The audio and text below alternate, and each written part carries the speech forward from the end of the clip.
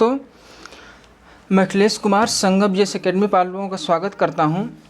आज हम लोगों का जो ज्योग्राफी का टॉपिक शुरू होगा तो भारत के अपवाह तंत्र को हम लोग देखेंगे। क्या देखेंगे इसमें हम लोग? भारत के अपवाह तंत्र।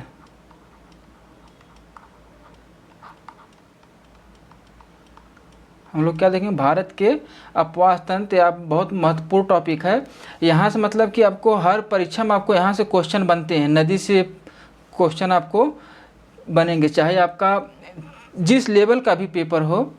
अब हम तो लोग बेसिकली एनटीपीसी चल रही है, SSC GD UP police one day exam के लिए हम लोग देख रहे हैं। ठीक, तो हम लोगों का क्या देख रहे हैं? हम लोग एनटीपीसी देख रहे हैं, एसएससी देख रहे हैं, आरआरबी देख रहे हैं और एसएससी जीडी प्लस यूपीपी हम लोग देख रहे हैं। ठीक है, तो ये वनडे एग्ज़ाम जितने हैं इन सब में मतलब कि आपको ज़्यादा कॉन्सेप्ट नहीं पूछेगा, लेकिन आपको ये ध्यान रखना है कि यहाँ से जो भी प्रश्न आपके मतलब कि परीक्षाओं में यहाँ से प्रश्न आपके बनते रहते हैं, यहाँ से आपके निश्चित प्रश्न बनते हैं। ठीक है, तो प्रश्नों में अगर हम लोग यहाँ से देखा जाएगा तो अभी हम लोग इसके जो नदी तंत्र को देखते हैं, कौन कौन सी नदी महत्वपूर्ण, उसको हम लोग कैसे कवर करते हैं, तो इसके बारे में हम लोग पूरा भी जानकारी ले लेते हैं। तो आज हम लोग मतलब कि अपवाह तंत्र, पहले आप लोगों को अपवाह तंत्र जानना होगा कि अपवाह तंत्र क्या होता है। ठीक है, पहला आपको क्या ऑप्शन मिलेगा जानेंगे हम, तो अपवाह तंत्र क्या होता है। तो जैसे आप लोग देखेंगे ना, तो एक मार्ग होता है, जैसे कोई मार्ग है या आप लोग जाते हैं या सड़क है, तो इसमें हम देखें कि एक गहरा मार्ग होता है जिसमें मतलब कि जल प्रवाहित होता है। ठीक है, तो यानी कि एक निर्धारित जल मार्ग द्वारा जल के प्रवाह को, यानी कि एक जो मार्ग है, मान लीजिए कोई निर्धारित मार्ग है, इसी में ही आपका जल प्रवाह हो रहा है, तो उसी को क्या कहते हैं? मतलब कि अपवाह कहा जाता है। ठीक है, और इस प्रकार मतलब इसमें कई आके मिल जाएंगे, कई इसमें जाल की तरह आपको मिल जाएंगे, तो इन सबको मिल के क्या हमको कहते हैं? एक अपवाह तंत्र कहा जाता है। यानी कि अगर इसकी परिभाषा देखा जाए तो एक निर्धारित मार्ग द्वारा जल के प्रवाह को अपवाह कहा जाता है। इसी प्रकार मतलब कि कई जल मार्गों के जाल को, एक जैसे हो गए ना, कई जल मार्गों के जाल को अपवाह तंत्र कहते हैं। ठीक है, तो आपका मतलब कि अपवाह तंत्र मतलब कि एक परिभाषा हो जाती है। अगर हम लोग भारत के अपवाह तंत्र को देखेंगे तो उद्गम की दृष्टि से अगर हम लोग देखेंगे, किसकी दृष्टि से? उद्गम की दृष्टि से देखा जाए तो भारत को मतलब कि भारतीय अपवाह तंत्र को दो भागों में बांटा गया है। ठीक है, तो भारतीय अपवाह तंत्र को कितने भागों में बांटा गया है? तो हम ध्यान लग रखें कितने भागों? दो भागों में बांटा गया है। ठीक है, तो एक आपका हो जाता है हिमालयी अपवाह तंत्र, पहला क्या हो जाएगा? हिमालयी अपवाह तंत्र।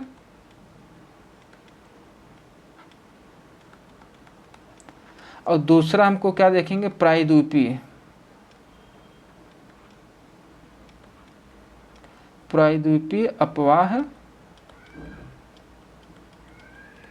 तंत्र। ठीक है, तो इसमें मतलब कि जो प्रायद्वीप में बहने वाली नदियां हैं और जो हिमालय में बहने वाली नदियां, इसको हम लोग दो पार्ट में करके हुए देखेंगे। ठीक, तो इसमें अगर हम लोग अगर ध्यान से देखा जाए तो जो हिमालयी अपवाह तंत्र क्यों कहा गया, मतलब कि प्रायद्वीपीय अपवाह तंत्र क्यों कहा गया, तो इसमें देखेंगे तो यहाँ पर देखेंगे ये मतलब कि यहाँ पर जितनी भी नदियाँ पाई जाएंगी ये सदा नीरा नदियाँ होती हैं। कौन कैसी होती हैं? आप लोग लिख लीजिएगा कहीं, ये सदा नीरा नदियाँ होती हैं जो वर्ष भर मतलब कि इसमें जल प्रवाह होता रहता है। लेकिन प्रायद्वीपीय नदियों में देखा जाए तो के इसमें वर्ष भर जल नहीं रहता है, बस बारिश के ही समय में आपको यहाँ पर जल, इन नदियों में जल मिलता है। ठीक है, कारण क्या है? हिमालय में जैसे एक तो यहाँ दो जगह से जल मिलेगा, एक तो आपका वर्षा का जल मिल जाता है, ठीक, और दूसरा आपको ग्लेशियर का जल मिलता है। किसका? ग्लेशियर का। लेकिन जो प्रायद्वीपीय नदियाँ हैं इनमें केवल आपको वर्षा जल ही प्राप्त होता है, यहाँ पर कोई तो हिमानी है नहीं या ग्लेशियर है नहीं, तो इसलिए यहाँ पर ये मतलब कि 12 महीने मतलब कि जल प्रवाह इनमें नहीं होता है। तो ये केवल किस पर निर्भर होती हैं? वर्षा जल पर। ठीक, तो ये हो गया आपका, यानी कि पूछ लिया जाए, अगर आपको पूछेगा मतलब कि हिमालय नदी कहते सदा नीरा है, ठीक, और लेकिन ये प्रायद्वीपीय के केवल वर्षा पर निर्भर होती हैं। ठीक है, सदा नीरा क्यों कहते? क्योंकि यहाँ पर वर्षा का जल भी प्राप्त होगा। और जो ग्लेशियर हमारे हैं हिमालय क्षेत्र में से, काराकोरम हो गया, सियाचिन हो गया, हिस्पर हो गया, बाल्टोरो हो गया, और ससाइनी हो गया, ये जब गर्मियों में जब पिघलते हैं तो इन नदियों में फिर पानी की मात्रा बढ़ जाती है। ठीक, तो इससे मतलब दो बार इन लोगों को जल प्रवाह मिलता है, एक तो वर्षा से और एक हिमानी के पिघलने से। ठीक है, इनमें देखेगा तो इनकी जो द्रोरियाँ होती, जो नदी द्रोरी बनाती हैं, ये काफ़ी विशाल होती हैं हिमालयी नदियों में। ठीक, इनकी द्रोरियाँ क्या होती हैं, विशाल होती हैं।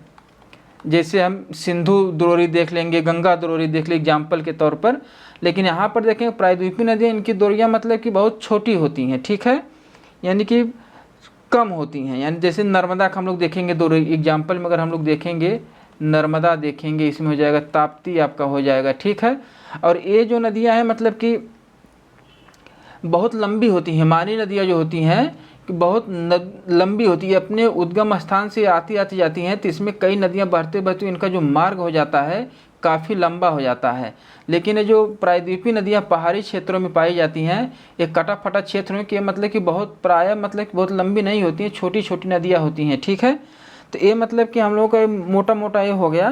तो इसमें अगर हम लोग नेक्स्ट अगर हम लोग चलेंगे तो इसमें हम लोग पहला क्या हम लोग देखेंगे, हिमालयी नदी तंत्र को हम लोग देखेंगे। ठीक है, तो हम लोग आगे बढ़ते हैं, इसमें हम लोग क्या देखेंगे पहले, तो इसमें हम लोग देखेंगे हिमालयी नदी तंत्र को हम लोग सबसे पहले देखेंगे। ठीक है, तो किसको हम लोग लेते हैं पहले,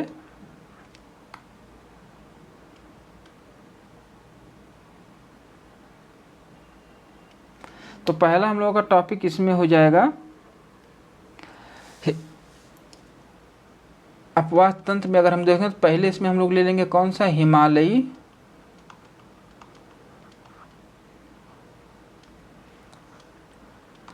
नदी तंत्र। तो इसको हम लोग देखेंगे, इसमें भी हम लोग कई प्रकार इसमें हम लोग पढ़ेंगे। जैसे पहला हम लोग देख लेंगे इसमें, तो सिंधु नदी तंत्र हम लोग देखेंगे। कौन सा देखेंगे इसमें, सिंधु नदी तंत्र देखेंगे। दूसरा हिमालयी नदियों में हम लोग देखेंगे गंगा नदी तंत्र देखेंगे। ठीक है, आप लोग इसको नोट डाउन कर लीजिएगा, और वीडियो आप लोगों को अच्छी लग रही है तो इसको आप लोग शेयर करिएगा, चैनल को सब्सक्राइब करिए, जिससे आप लोगों तक मतलब कि रोज़ आपको जब भी वीडियो आपके पास जाए तो आपके आसानी तक पहुंच जाए, नोटिफिकेशन आपको मिल जाया करे। ठीक है, तीसरा हम लोग किसमें क्या देख लेंगे, ब्रह्मपुत्र नदी तंत्र। ठीक, ये तो हम लोगों का मोटा मोटा हो गया। तो इसमें हम लोग आज शुरू करेंगे क्या, हम लोगों का है ये सिंधु नदी तंत्र, मोस्ट इम्पॉर्टेंट है। ठीक है, यहाँ से आपके क्वेश्चन बहुत बनते थे। तो इसमें हम लोग कितने नदियों को देखेंगे, तो इसमें हम लोग चर्चा कर लेते हैं। तो सबसे पहले इसमें हम लोग सिंधु नदी देखेंगे। ठीक है, सिंधु नदी तंत्र की जो नदी है सिंधु नदी हम लोग सबसे पहले देखेंगे। दूसरा हम लोग देख लेंगे इसमें झेलम। तीसरे नदी हम लोग किसमें हो जाएगी, कौन सी, चेनाब। ठीक, चौथी हम लोग देखेंगे रावी को देख लेंगे। पांचवी इसको हम लोग देख लेंगे क्या, व्यास को। और छठवीं इसमें हम लोग क्या हो जाएगी, सतलज। ठीक, यहाँ से आपको क्वेश्चन देखिए हर एग्जाम में आपको मिलेंगे, या तो इनका उद्गम पूछ लेगा, मतलब कहाँ बहती है इनकी सहायक नदी पूछ लेगा। अब जैसे इन्हीं को मिला के हम लोग देखें, इनको पंचनद कहा जाता है। ठीक है, अब एक क्वेश्चन और यहाँ से आपको बना सकता था, मतलब कि इन पंचनद नदियों में कौन सी केवल भारत में ही बहती है। ठीक, तो इसमें भी अब इस सब पर हम लोग चर्चा करेंगे। तो आइए हम लोग शुरू करते हैं, कौन सा, सिंधु नदी हम लोग शुरू करते हैं। तो सिंधु नदी में अगर हम लोग देखेंगे, यहाँ से मैप के थोड़ा थोड़ा आप लोग देख लीजिएगा। तो पहला हम लोग क्या इसमें ले लेते हैं,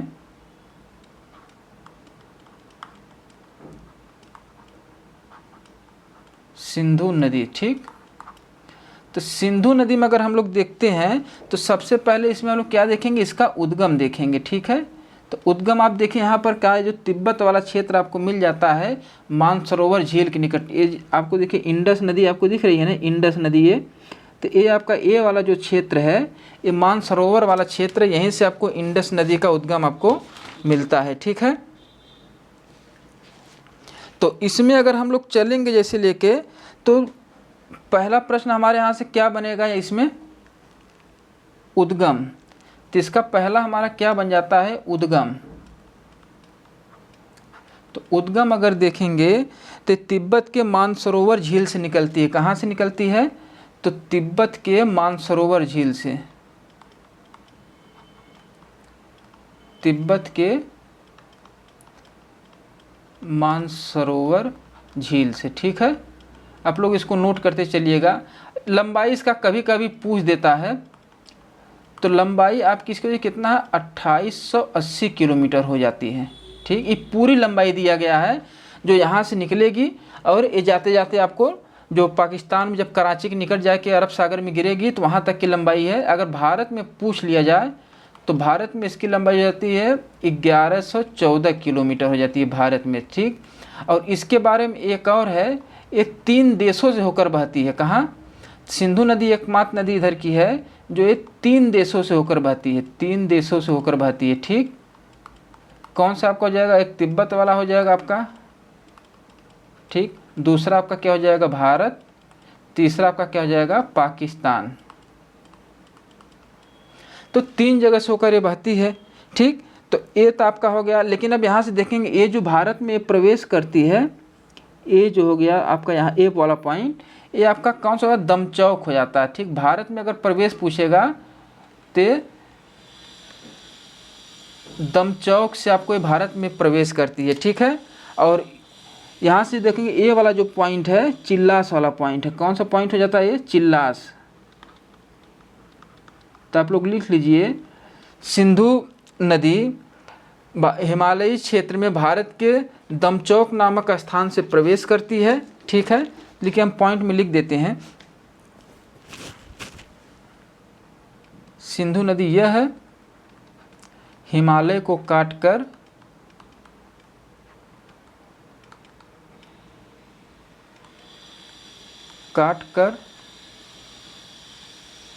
दमचौक, ये आप नाम लोग याद रखिए, पूछ लेता है, दमचौक से भारत में प्रवेश करती है।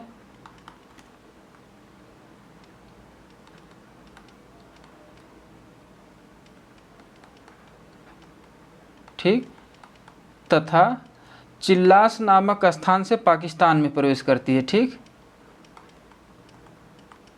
कौन सा स्थान है, ए वाला पॉइंट, ए वाला जो चिल्लास है, तो यहाँ से ही आपको कहाँ से, पाकिस्तान में प्रवेश, चिल्लास नामक स्थान से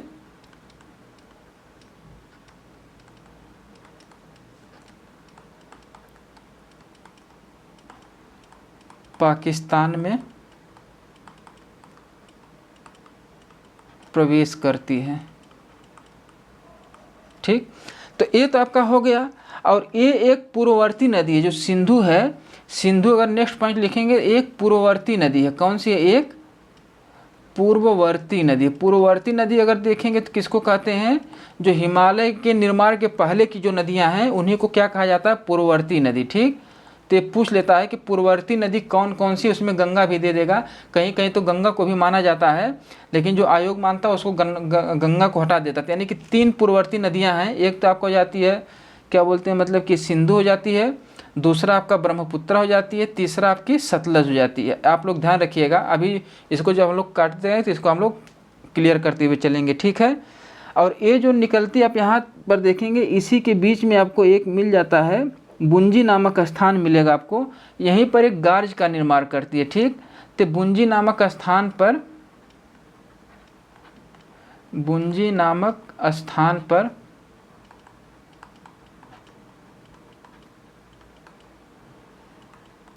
गार्ज का निर्माण करती है। ठीक,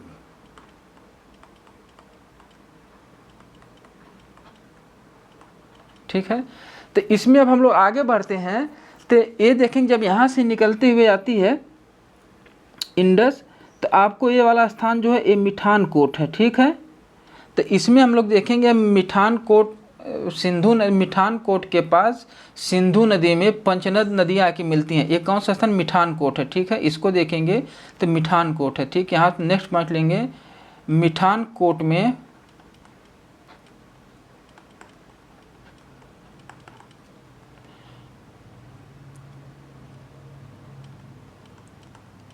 पंचनद नदियाँ आकर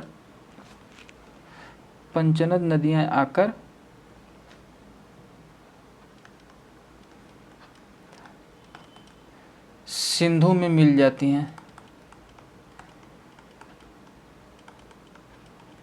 ठीक है, क्लियर यहाँ तक।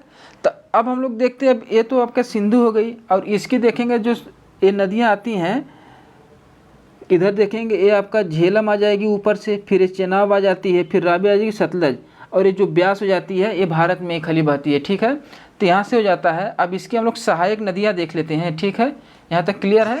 तो नेक्स्ट में हम लोग चलते हैं, इसकी सहायक नदियाँ देख लेते हैं। अब सिंधु की सहायक नदियाँ हम लोग देख लेते हैं। तो सहायक नदियों में हम लोग देखेंगे दाएं से और बाएं से। सहायक नदियाँ किसकी? सिंधु का हम लोग पढ़ रहे हैं। ठीक है, आप लोग उसमें कर लीजिएगा। तो इसमें अगर हम लोग नेक्स्ट पर चलते हैं, अगर देखते हैं, आपको दिखाते हैं एक बार। तो ये देखिए, आपको यहाँ से एक श्योक नदी आपको मिल जाती है। ठीक, ये मतलब कि दाएं तट से मिलती है आपको, श्योक नदी मिल जाएगी। इसी के ऊपर एक और स्थान आपको जो सियाचिन ग्लेशियर आपको मिलेगा, यहाँ से एक नुब्रा नदी निकलती है, ये भी मतलब इसके दाएं तट से मिलती है। ठीक है, आप लोग देखिए श्योक नदी आई है ना, इसी में आकर ये भी जो नुब्रा है इस श्योक में आके मिल जाती है, सियाचिन ग्लेशियर के श्योक में मिलती है, फिर उसके माध्यम से आके सिंधु में मिलती है। ठीक है, और यहाँ पर अगर हम देख लेंगे तो एक गिलगिट नदी आके मिलेगी। ठीक, और इधर हम लोग देखेंगे एक कुर्रम नदी आके मिल जाती है। ठीक, काबुल में मिल जाएगी आपको। एक ठे स्वात नदी आपको यहाँ से मिल जाती है। ये सब नदियाँ हम लिखवा देते हैं, आप लोग इसको ध्यान से लिख लीजिए। ठीक है, तो आइए हम लोग इसकी सहायक नदियों में देखते हैं। तो पहला हम लोग लिख लेते हैं मतलब कि बाएं तट से। ठीक, बाएं तट से आप लोगों को याद हो गया होगा, बाएं तट से। ठीक, बाएं तट से, तो बाएं तट से देखेंगे सिंधु नदी ऐसे बह रही है, ऐसे बह रही है। तो इसका दायां तट हो गया, तो ये आपका बायां तट हो जाएगा। तो पंचनद नदी हम देखेंगे, पंचनद में कौन कौन सी आ जाएगी? झेलम आ जाएगी, चेनाब आ जाएगी, व्यास आ जाएगी। ठीक, सतलज आपकी हो जाएगी, रावी हो जाएगी, और 1 2 3 झेलम, चेनाब, ब्यास, सतलज, रावी। ठीक, ये तो आपकी हो गई। और इसके दाएं तट से अगर हम लोग देखेंगे, किससे? दाएं तट, यानी कि इस वाली तट से कौन सी नदी आती है, ऐसे ऐसे कौन सी आके मिलेंगी इसमें। तो दाएं तट में अगर हम लोग देखेंगे, तो इसको रुकिए हटाते हैं।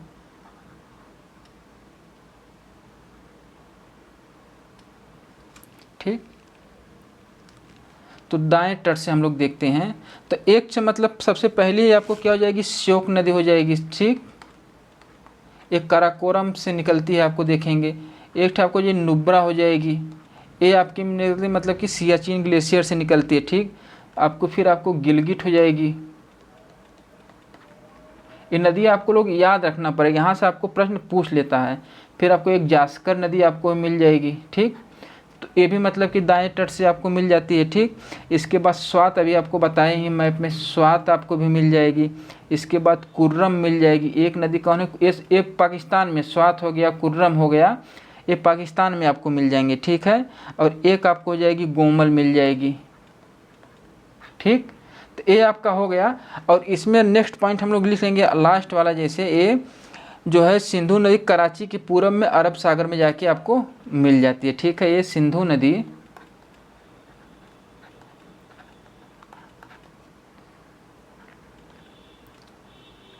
कराची के पूरब में,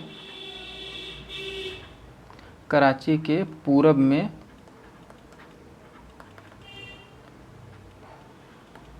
अरब सागर में मिल जाती है। ठीक है,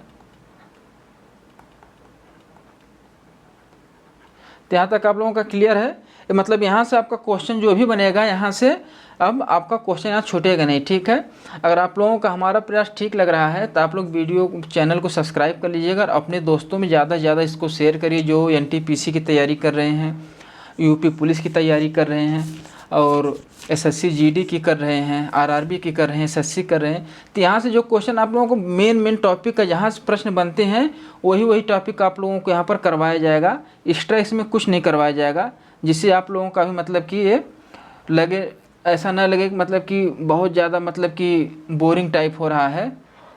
ठीक है, तो नेक्स्ट नदी पर हम लोग चलते हैं। तो यहाँ हम लोग क्या ले लेते हैं, झेलम। दूसरी इसमें कौन सी नदी ले लेंगे, झेलम, ठीक है।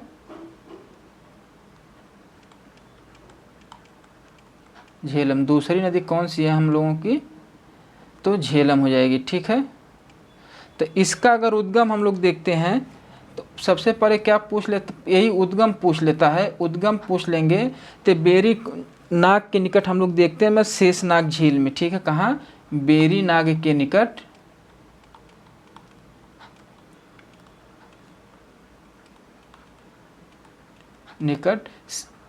शेषनाग झील। झील आपको अभी पढ़ाया जाएगा इसमें, शेषनाग झील। और इन नदियों पर जो परियोजनाएं हैं, पहले नदी पढ़ा देते हैं, उसके बाद इस पर जो परियोजनाएं हैं, इसके बाद फिर झील को कवर करा दिया जाएगा आप लोगों का, ठीक है। तो इसमें देखेंगे, ये देखिए इसका मैप में आप लोग देख लीजिए। तो ये जो झेलम है,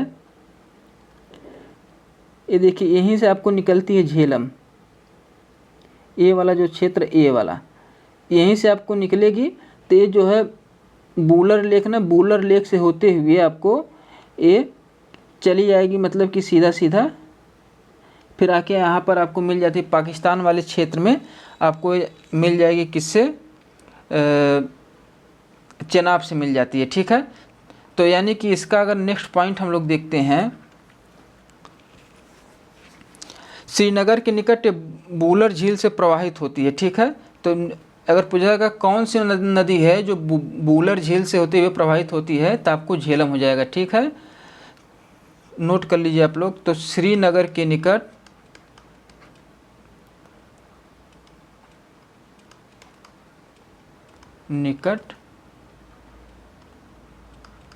बूलर झील में प्रवाहित होती है,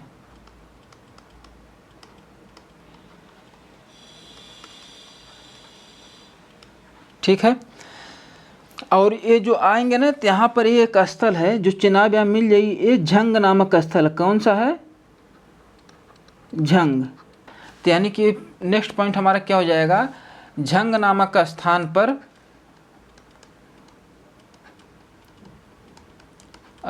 ये पाकिस्तान में है, ये वाला क्षेत्र जो है पाकिस्तान में स्थान पर चेनाब नदी में मिल जाती है। किसमें, चेनाब नदी में मिल जाती है, ठीक। नेक्स्ट इसमें हम लोग देखेंगे तो इसकी सहायक नदी एक बहुत महत्वपूर्ण है, ये आपको मोस्ट इम्पॉर्टेंट, इस पर आप लोग कर लीजिएगा, मोस्ट इम्पॉर्टेंट में इसको आप लोग कर लीजिएगा। तो इसकी सहायक नदी एक है, बहुत बार पूछा गया है सहायक नदी। तो इसकी एक सहायक नदी कौन सी, किशन गंगा। किशन गंगा इसकी एक सहायक नदी है, ठीक है। यही पूछ लेता है, किशन गंगा को ही पूछ लेता है, किशन गंगा किसकी सहायक नदी है, तो आपकी क्या हो जाएगी, झेलम की हो जाएगी, ठीक। नेक्स्ट हम लोग अब देखते हैं। तो अब यहाँ पर हम लोग का जो अगला नदी है, तो अगली नदी हम लोग कौन सा देख लेते हैं, चेनाब नदी। चेनाब नदी हम लोग देखते हैं, ठीक। ये भी बहुत महत्वपूर्ण है चेनाब नदी। तो चेनाब नदी की देखेंगे तो ये हिमाचल प्रदेश वाला जो ये क्षेत्र है, ये वाला देखिए, यहाँ से चेनाब नदी आपको निकलती, ये वाला क्षेत्र है, आपको मिल जाएगा मैप में, देखिएगा ये वाला क्षेत्र। तो यहीं पर आपका बारालाचा दर्रा है, क्या है, बारालाचा ला, ये दर्रा हम पढ़ाए थे आपको, ये दर्रा है। तो इसी के दोनों साइड से दो मतलब कि शाखाएं निकलती हैं, ठीक। इसी दर्रे के दोनों साइड से दो शाखाएं निकलती हैं, तो एक को मतलब कि चंद्र नाम कहा जाता है और दूसरे को भागा, ठीक। तो मिला के जब देखेंगे तो चंद्र भागा आपका हो जाता है, ठीक। तो ये जो दोनों धाराएं हैं निकलती हैं कौन कौन सी, एक चंद्र निकलेगी, एक भागा निकलेगी। ये आगे चल के आप देखेंगे, यहाँ पर आगे चल के, तो यहाँ पर आके आपस में मिल जाती हैं ये दोनों, ठीक है। यहाँ पर आपको मिल जाएंगी। तो ये वाला स्थान जो केलांग नामक स्थान है, यहीं पर मिल जाती है, फिर यहीं से इनकी संयुक्त धारा को क्या कहा जाता है, चेनाब कहा जाता है, ठीक है। तो इसका उद्गम हम लोग देख लेते हैं।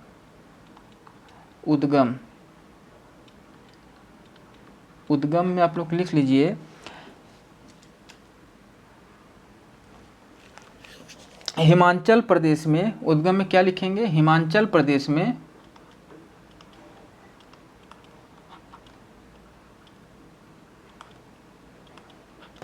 में बारालाचा ला दर्रे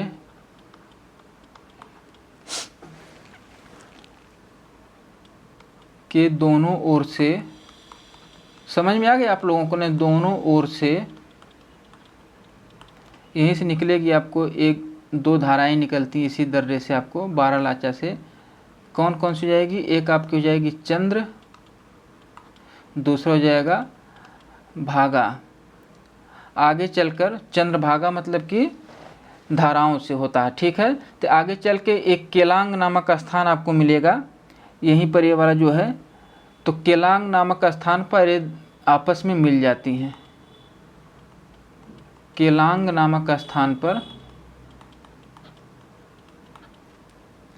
आपस में मिल जाती हैं,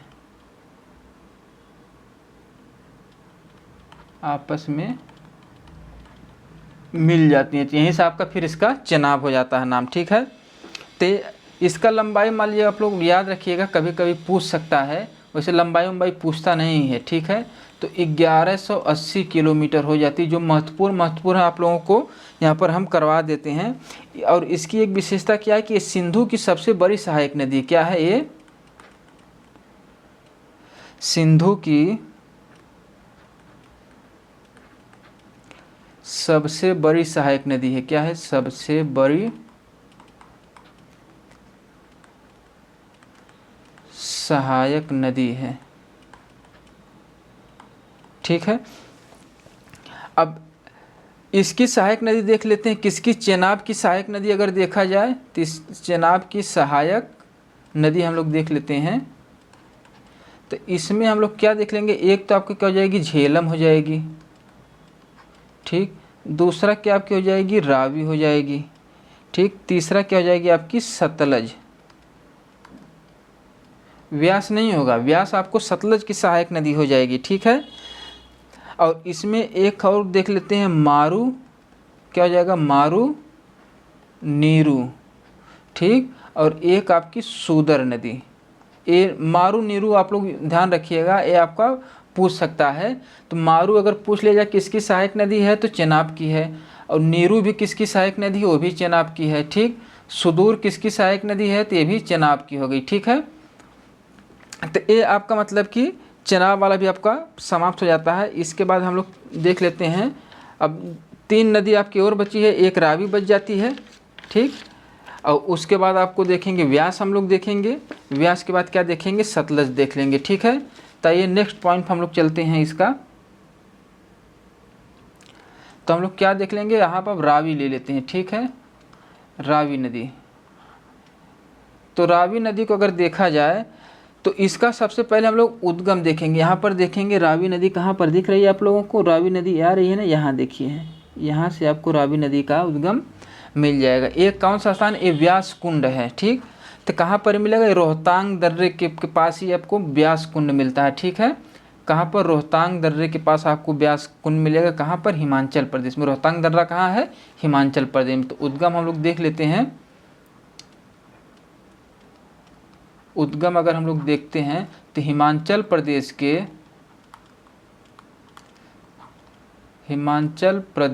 के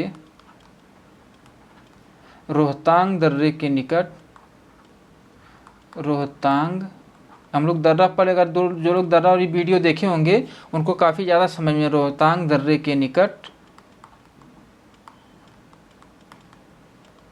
व्यास कुंड से इसका उद्गम होता है, ठीक है। इसमें बहुत ज़्यादा कुछ नहीं हम लोगों को देखना है। इसमें ये जो यहाँ पर अब यहाँ से देखिए निकलते हुए आ रही है, तो इसके बीच में 2 श्रेणियाँ आपको पड़ जाएंगी, ठीक है। तो 2 श्रेणी का, एक धौलाधर श्रेणी पड़ जाएगी, ये ऊपर देखेंगे तो ये धौलाधर श्रेणी पड़ जाएगी, एक पीर पंजाल श्रेणी। तो इन जो श्रेणियों के बीच में जो जल होता है इसी को ये बहा कर ले जाती है, और बहा कर ले जाके किसमें, चेनाब में आपको मिला देती है, ठीक है। तो इसमें क्या देखेंगे, धौलाधर श्रेणी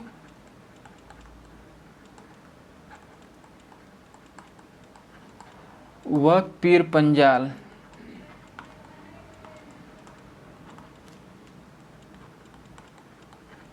श्रेणी के बीच स्थित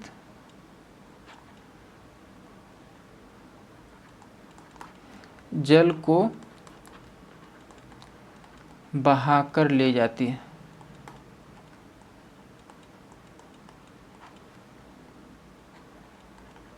ठीक है, तो ये आपका हो जाता है रावी नदी हो जाता है। नेक्स्ट हम लोगों का देख लेते हैं व्यास नदी। कौन सी आपकी हो जाएगी? व्यास नदी। ठीक, तो इसके बारे में हम लोग देख लेते हैं। तो ये भी आपको रोहतांग दर्रे से ही निकलेगी। इसका उद्गम अगर देखेंगे, उद्गम देखेंगे तो रोहतांग दर्रे के निकट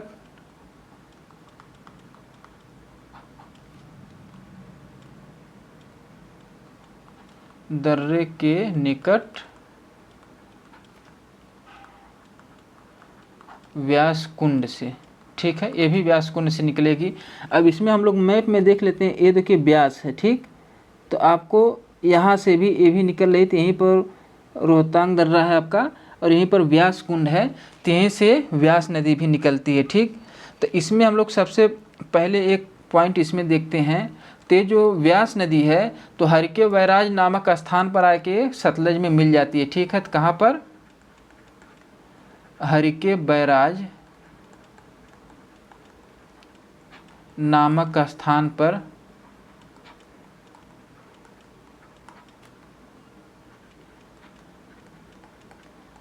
सतलज नदी में मिल जाती है। ठीक, मिल जाती है। ठीक, तो हरिके बैराज कहाँ पर है?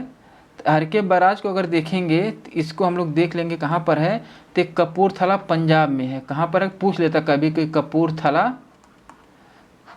तो व्यास मतलब कि पूछ लेता है कि व्यास जो सतलज नदी में आकर कहाँ पर मिलती है। देखिए ए वाला स्थान आपको देखेंगे, ए वाला पंजाब वाला क्षेत्र है। एक कपूरथला है। कहाँ पर है? ये पंजाब में है। बरके हराज आपको यहीं पर मिलेगा। ठीक, तो नेक्स्ट पॉइंट हम देखेंगे, यहाँ भारत की सबसे बड़ी नहर यहीं से निकलती है। ठीक है, तो उसका नाम क्या हो जाता है? तो भारत की सबसे बड़ी नहर इंदिरा गांधी नहर आपको इसी बैराज से निकलती है। ठीक है, भारत की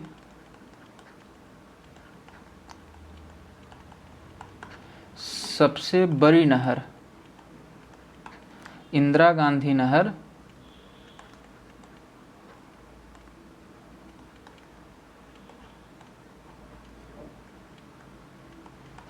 यहीं से निकलती है। ठीक, यहीं से निकलती है।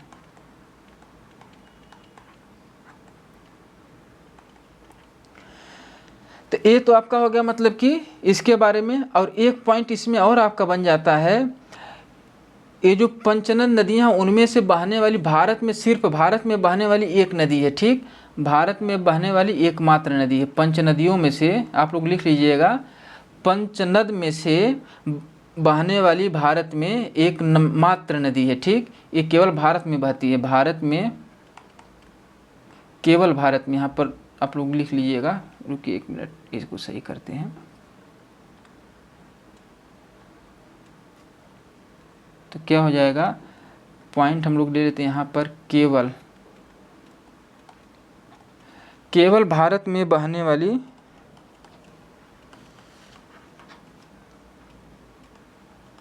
एकमात्र नदी है। ठीक, पंचनद में से। किस में से? पंचनद में से। ठीक है, जो 5 नदियां हैं उनमें से यही की अकेली व्यास है जो भारत में बहती है। ठीक है, और इसमें अगर देखेंगे, तो इसका जो यही मेन आपका प्रश्न जो बनता है, ये वाला बनता है, इंदिरा गांधी नहर कहाँ से निकलती है? हरिके बैराज आपका कहाँ पर है? अगर पंजाब जगह कपूरथला, कई बार कपूरथला एग्जाम में पूछा गया है, तो ये मोस्ट इम्पॉर्टेंट है। ये वाला पॉइंट आप लोगों को मोस्ट इम्पॉर्टेंट है। ठीक है, तो ये हम लोगों का यहाँ पर हो जाता है। अब नेक्स्ट हम लोग देख लेते हैं। यहीं पर अगर देख लिया जाए तो इसको अब मैप लेना पड़ेगा हमको, लेकिन देखिए यहाँ पर देख लीजिए, ये जो है आपको एक बार दिखा देते हैं फिर आगे बढ़ जाएंगे। ये जो सतलज नदी आ रही देखिए, ये सतलज नदी है, ये सतलज नदी आती हुई कहाँ पर आ रही है? तिब्बत वाले क्षेत्र में। कहाँ पर जा रही है आपको? तिब्बत वाले क्षेत्र में। तो तिब्बत वाला क्षेत्र में का ये मानसरोवर का राकसताल वाला स्थान है, ठीक है। मानसरोवर में राकसताल से इसका उद्गम होता है। तो नेक्स्ट पॉइंट हम लोगों का क्या हो जाता है? सतलज नदी।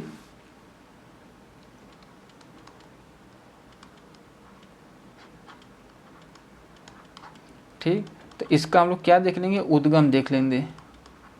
तो उद्गम का तिब्बत वाले क्षेत्र में हम लोग देखेंगे, तिब्बत में मानसरोवर झील के निकट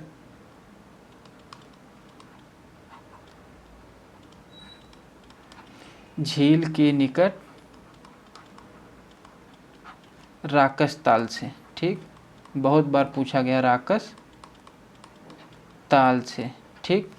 इसका अगर हम लोग लंबाई देख लेते हैं तो 1500 किलोमीटर इसकी लंबाई हो जाती है, ठीक। ये भी क्या है? एक पूर्ववर्ती नदी है। ये भी क्या है? एक पूर्ववर्ती नदी है, ठीक है, क्लियर है। अब इसमें हम लोग कुछ पॉइंट को देख लेते हैं। ये जो है, जो भारत में यहाँ से प्रवेश करेगी, ये वाला जो क्षेत्र है भारत में प्रवेश करेगी, तो ये क्या आपको यहाँ पर दर्रा मिलेगा? कौन सा? तो ये भारत में, रुकिए इसको,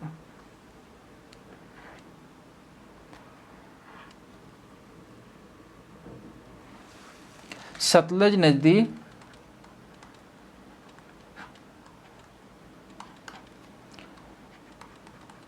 भारत में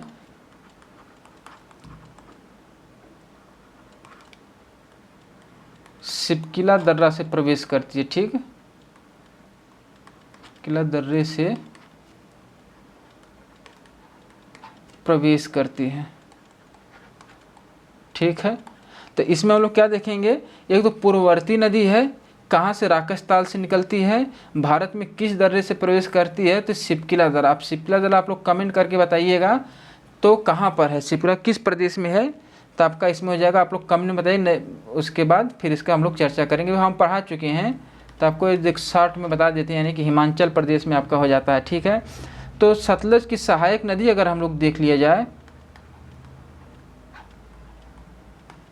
सहायक नदी देखेंगे तो एक तो क्या हो जाए? व्यास हो जाती है।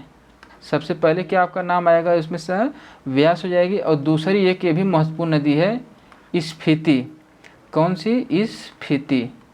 यानी कि इसकी दो सहायक नदियाँ हो जाती हैं, कौन सा? व्यास और स्फीति। स्फीति व्यास तो सबको पता रहता है, ये इम्पॉर्टेंट है, इसको आप लोग ध्यान रखिएगा, ठीक है। तो आज हम लोगों का जो है ये सिंधु नदी तंत्र हो गया।